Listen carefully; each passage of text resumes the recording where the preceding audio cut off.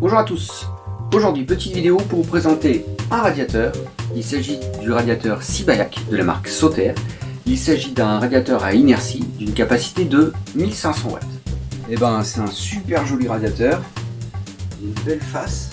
Alors, vu d'un peu plus près de la face arrière, on voit un petit interrupteur là, le support qui viendra fixer au mur, la face, enfin le côté plutôt, où on peut voir la petite particularité, c'est qu'il y a un port USB juste en bas.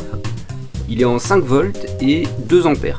Nous allons passer à l'installation. Tout d'abord, décrochons l'ancien radiateur. Pour mettre en place le nouveau support, présentez-le, vérifiez qu'il est bien droit à l'aide d'un niveau et marquez l'emplacement des trous. Pour fixer le support à votre mur, faites attention et prenez les bonnes chevilles. Dans mon cas, il s'agit de plaques de plâtre, donc j'ai adapté les chevilles. Une fois les chevilles en place, il suffit de fixer le support avec les bonnes vis. Une fois le support bien mis en place, branchons le nouveau radiateur. Si le radiateur est connecté à d'autres radiateurs Sibayak, il peut être piloté par une console centrale. Donc vous devrez connecter le fil noir, ce qui s'appelle le fil navette. Dans mon cas, comme j'ai qu'un seul radiateur, je ne l'ai pas utilisé et j'ai juste branché le fil de phase et de neutre, le marron et le bleu. Après avoir rebranché les câbles, on remonte les caches. Ensuite, pour fixer le radiateur, il suffit de l'enclencher par le bas sur le support, puis par le haut, et bien entendre la patte de fixation de sécurité. Voilà, notre radiateur est maintenant installé. Le radiateur Sibayak dispose de deux modes. Le mode basique, qui suit tout simplement la température réglée, et un mode programmation. Le mode programmation dispose de plages horaires différentes, 3 par jour, et tous les jours de la semaine.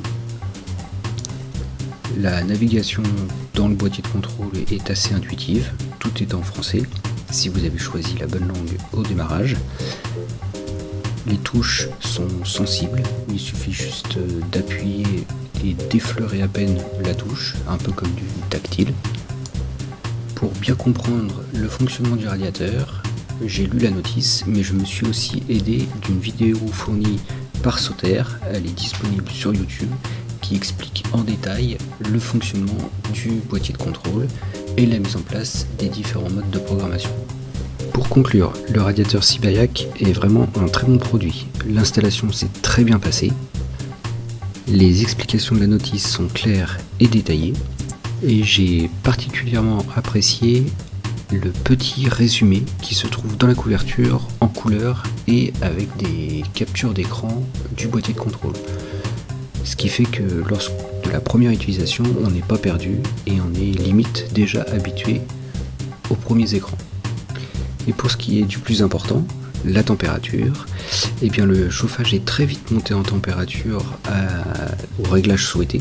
En l'occurrence, j'ai fait des essais à 18 degrés et cela s'est super bien passé. Il monte très vite en température et se régule tout seul automatiquement.